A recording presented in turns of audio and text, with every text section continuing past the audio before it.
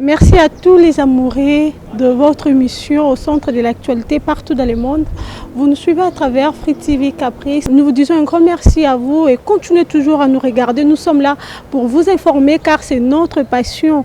Et continuez toujours à nous suivre et surtout abonnez-vous massivement sur notre chaîne Free TV Caprice. Nous sommes là pour vous informer. Comme je l'ai dit toujours, nous sommes là pour vous donner des informations réelles car c'est notre passion.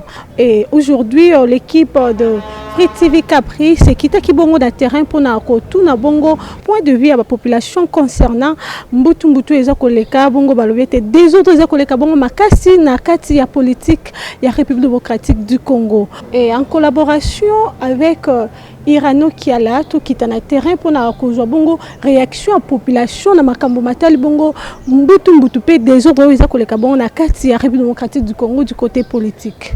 C'est parti.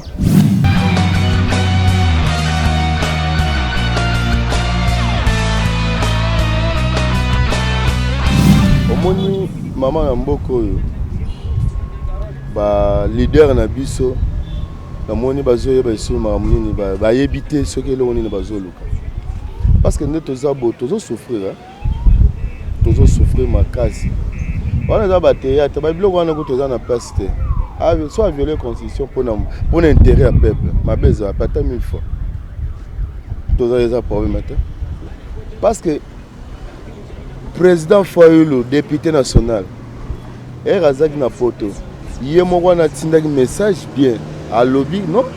Nous avons na limbisi, maramonio c'est les gars, total intérêt à Mboka. Ils ont eu matin Fayulu, Moutouatina qui est dans le bon, ils ont sauté. Aya bimisi, au projet a sorti de crise.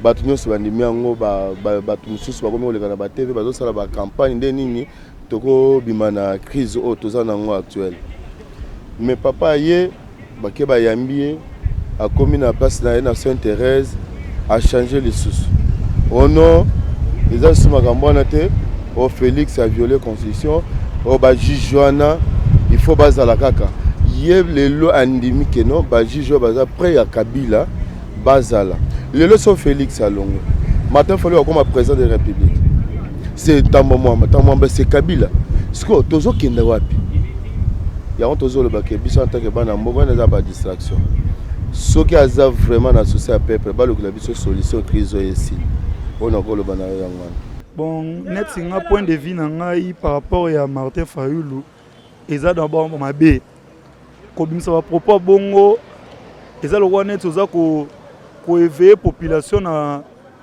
na kanda moko boye lisusu tandis que toza na moment o esengeli tozali loba moko poto bengana banguna soki eza pena que eza solo président violer constitution eza kutu moment est bien o kutu ya ko kenene na cour constitutionnelle qui refunda ne président qui a violé constitution eza place a bien o akoki ko justifier ngonde kuna ke kolega na TV boye kotia ba intention moko mabe na mitu ya population en tout cas wana vraiment wana tanga na part na ngana na sepel na ngote na sepel na ngote to bande ko comprendre te liboso mais na minute to ko mo comprendre que eza na bateau yoyo baza pene ya chef de l'état baza vision moko te na président ozomona to comprendre ngo déjà liboso to bande ko comprendre ngote mais to comprendre et l'ora ya sengo o ngana za na ngo en tout cas état de droit vraiment et bandi pena ko sala na kati mboka et l'Europe pena na ngo ya osepela yango wana mais batouana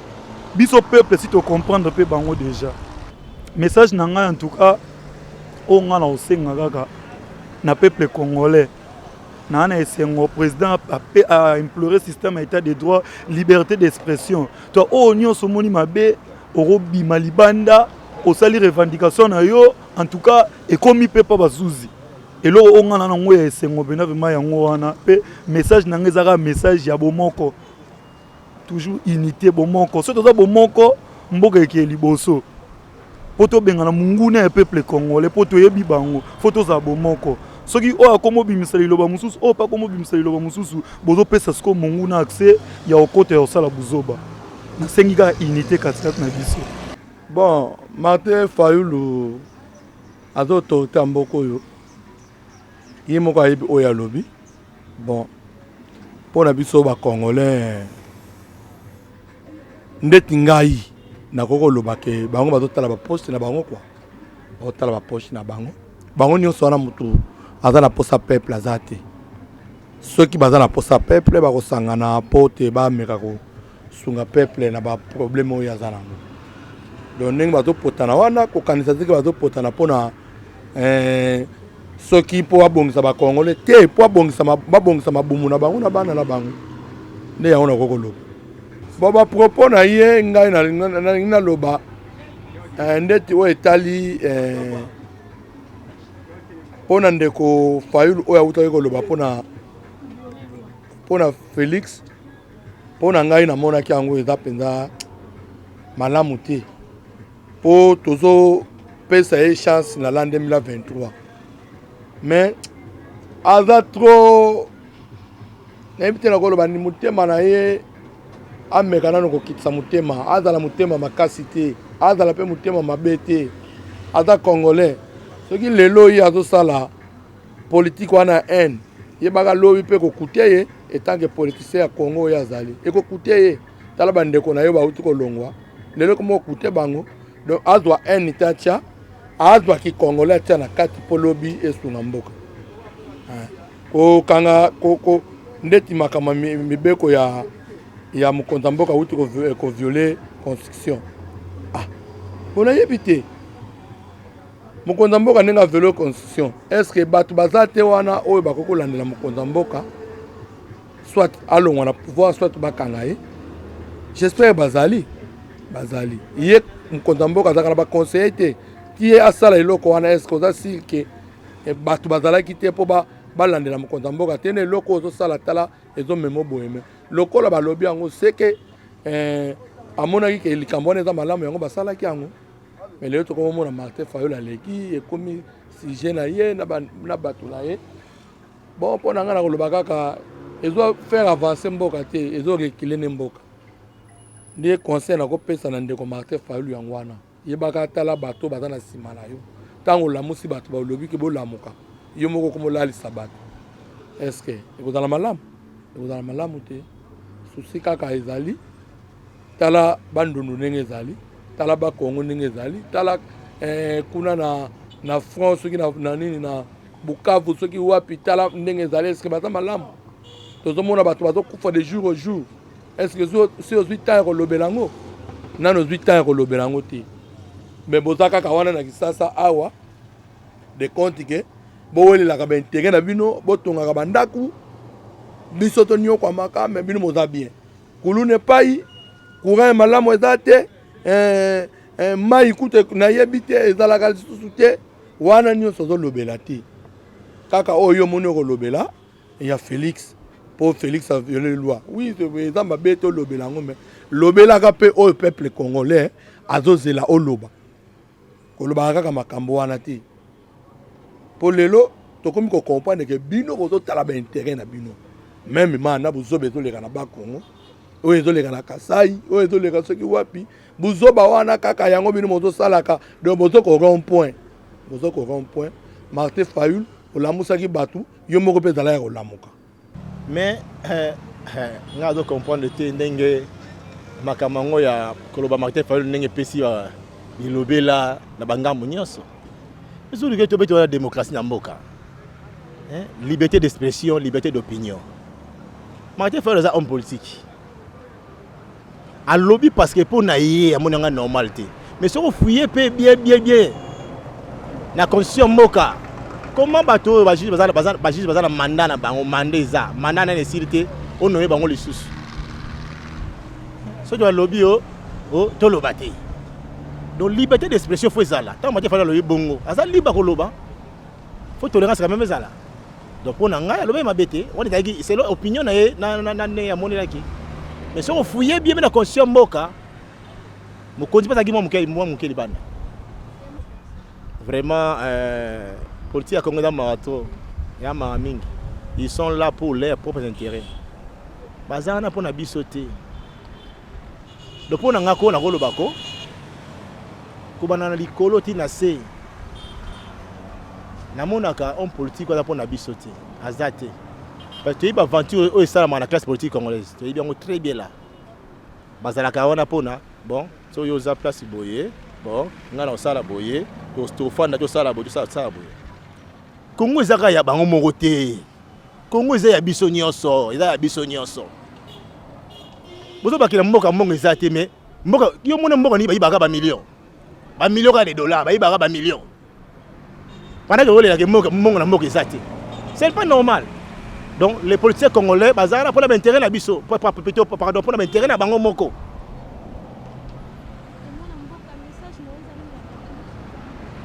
Pardon maman na quitté.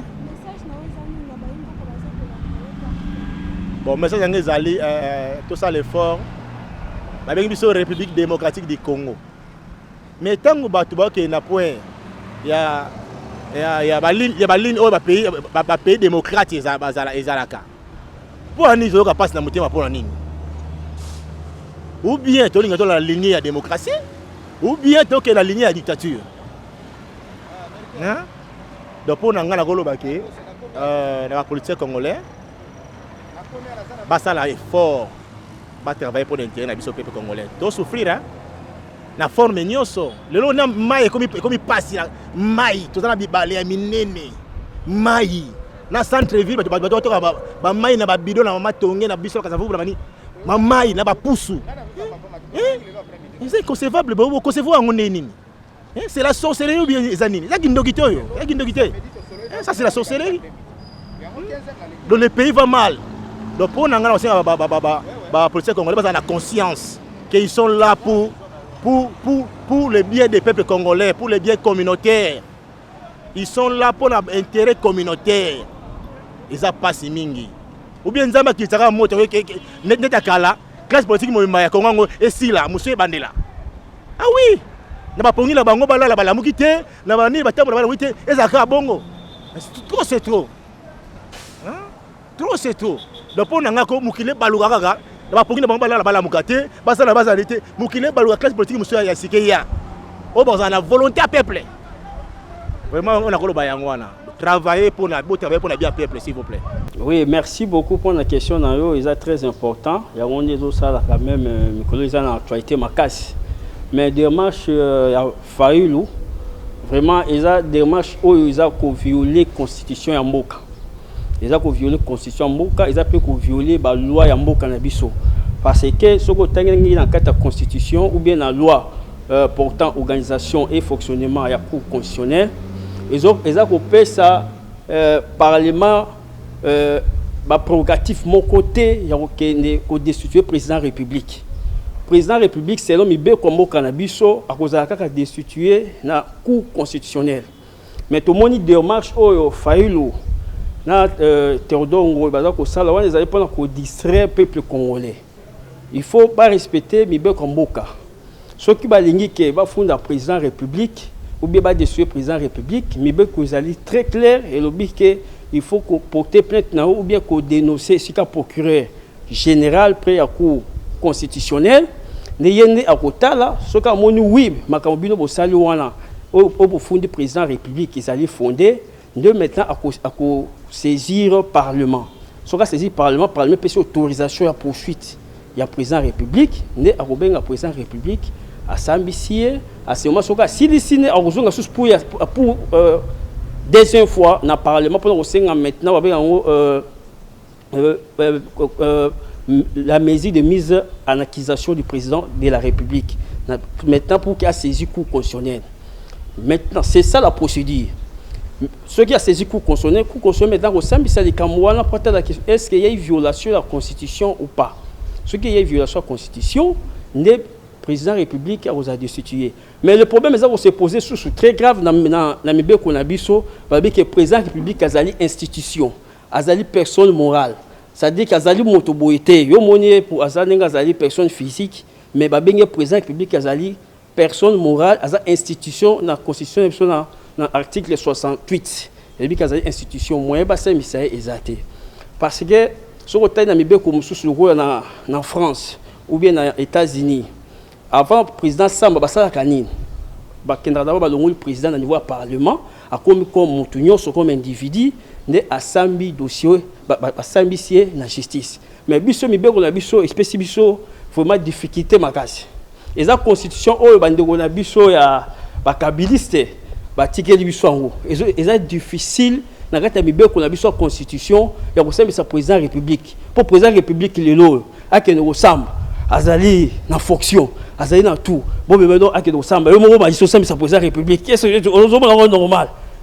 Ils vraiment utopie, tombé en fiction juridique.